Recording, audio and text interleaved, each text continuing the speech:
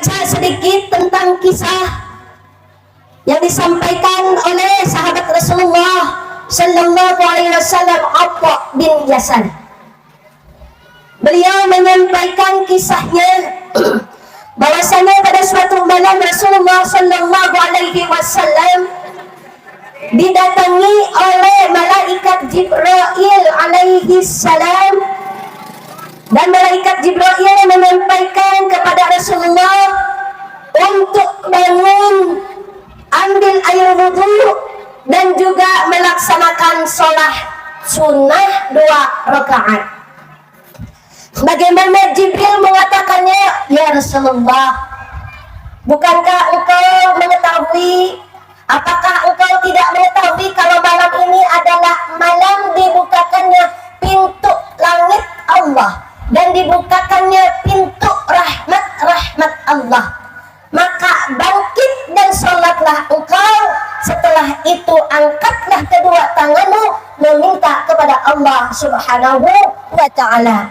Kata Rasulullah, emang ini malam apa ya Jibril? Kata Jibril, hari ini, malam ini, malam dibukakannya 300 pintu rahmat dari Allah, dibukakannya pintu langit dari Allah Subhanahu wa ta'ala. Lantas Rasulullah pun melaksanakan apa yang disampaikan oleh malaikat Jibril, salat sunnah, dan lalu berdoa di akhir sujudnya.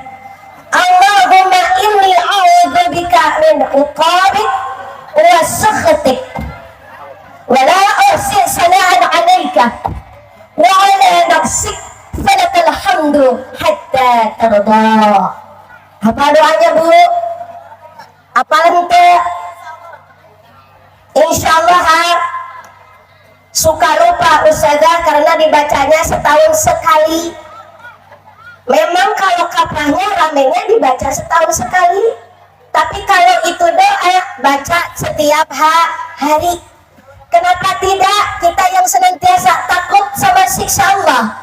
Allahumma inni ya Allah, sesungguhnya aku a'udzubika, berlindung kepadamu min iqabik, dari siksamu, wasakhatik, dan dari angkara murkamu, wala usi sana'an 'alaika wa 'ala nafsik falakal hamdu hatta tarda.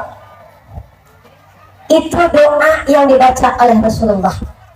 Jadi ibadah yang dilakukan di pertengahan bulan Sya'ban ini bukan ibadah yang mengada-ngada, tetapi ibadah yang memang dicontohkan oleh Rasulullah Sallallahu Alaihi Wasallam. Prakteknya apa?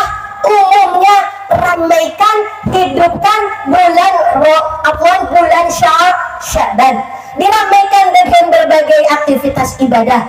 Ibu boleh melaksanakan sholat sunnah, ibu boleh melaksanakan baca surah Yasin bersama-sama, ibu boleh menghatamkan Al-Quran, ibu boleh bersedekah, bahkan disunahkan hari ini mestinya puasa. Tapi nggak apa-apa sekarang ya puasa ya, boleh kaprah ya. Ustazahnya nyediain sayur asem, ustazahnya nyiapin baladoi. Kayaknya enak banget ya orang-orang makan bareng kita nih bagian sholat puasa sunnah ini. Kita libur dulu, besok hari Senin mulai lagi puasa ya Bu ya.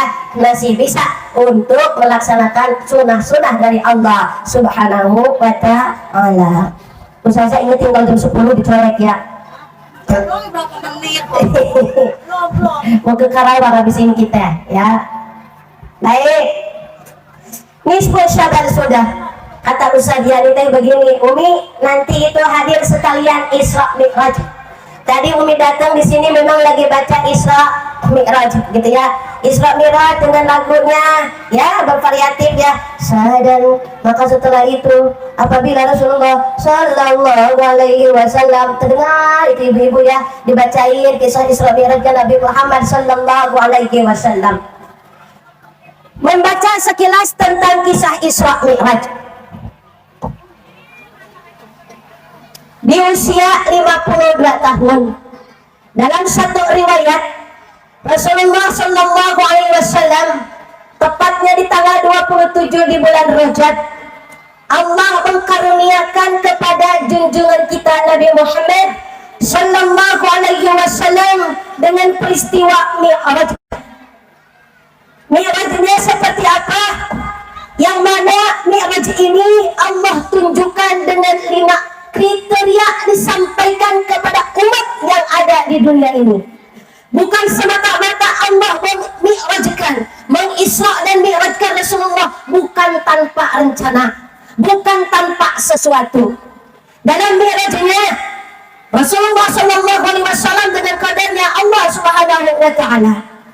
Di malam itu dimi'rajkan Rasulullah dari Masjidil Aqsa ke Sidratul Muntaha dengan melewati lapisan langit sampai ketemu di Al-Afraful Akbar, ketemu dengan para malaikat, ketemu dengan para nabi, ketemu dengan Allah, dengan hamparan yang sangat dekat pertemuan Allah dengan Rasulullah Sallallahu Alaihi Wasallam.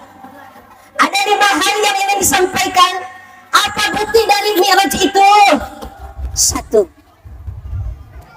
Peristiwa Mi'raj, terjadinya Mi'raj naik ya Bu ya, bukan Isra yang saya terangkan. Kalau Isra, Rasulullah perjalanan dari Masjidil Haram ke Masjidil Aqsa masih bisa dilihat dengan mata kasat. Berjalan dari Masjidil Haram yang ada di Makkah ke Masjidil Aqsa yang ada di Palestina. Yang saya sampaikan, ada peristiwa apa? Ada makna apa? Mi'rajnya Rasulullah dari Palestina, dari Masjidil Aqsa sampai Allah angkat ke Sidratul Muntaha, melewati lapisan-lapisan langit, bertemu dengan para malaikat, bertemu para nabi. Ini kalau bukan keimanan yang menalar peristiwa ini, maka naudzubillah min dzalik, itu nalar otaknya tidak akan nyambung, tidak akan sampai. Ratusan kilometer, bahkan ribuan kilometer yang terhitung dari Al-Aqsa sampai ke Sidratul Muntaha tidak dapat menghitungnya. Bisa Rasulullah lalui dalam seperti 3 malam, 3 jam, dan sudah sampai lagi berada di Quraisy, di Arab Quraisy. Sungguh ini kalau bukan nalar keimanan dari Allah Subhanahu Wa Taala, tidak akan menerima hal seperti ini. Orang jalan saya dari sini ke Jati Asih aja kuat 3 jam. Kalau macet paling banternya, paling lancarnya 2 jam. Rasulullah dengan kekuasaan Allah cuma 3 jam menjelajahi langit demi langit demi langit sampai ke Sidratul Muntaha, sampai ketemu dengan kolamnya Allah, sampai ketemu dengan hadiratnya Allah. Maka keimananlah yang bisa nalar semua peristiwa ini. Ibu paham sampai sini? Bukan ini dijadikan dongeng, apalagi ditanyakan emang iya ya. 1. Mi'rajnya Rasulullah itu menjadikan bukti bahwa kekuasaannya Allah Subhanahu Wa Taala didahirkan kepada Rasulullah Sallallahu Alaihi Wasallam. Kalau kata orang Garan begini, kata Allah, gue ini kuasanya lebih dari Yang Maha Kuasa. Kekuasaan gue ini lebih dari segalanya. Kekuasaan Allah ini kalau dibahasakan ke orang Garon, kalau ingin tahu salah satunya kekuasaan dan kebesaran Allah, baca peristiwa Isra Mi'raj Rasulullah. Diangkat dari Rasulullah ke dari Masjidil Aqsa sampai ke Sidratul Muntaha, itu menjadi bukti kebesaran dan kekuasaannya Allah Subhanahu Wa Taala. Kalau bukan nalar otak kita yang tidak punya keimanan, nggak bakalan bisa nangkap itu semua. Ibu paham sampai sini yang saya sampaikan?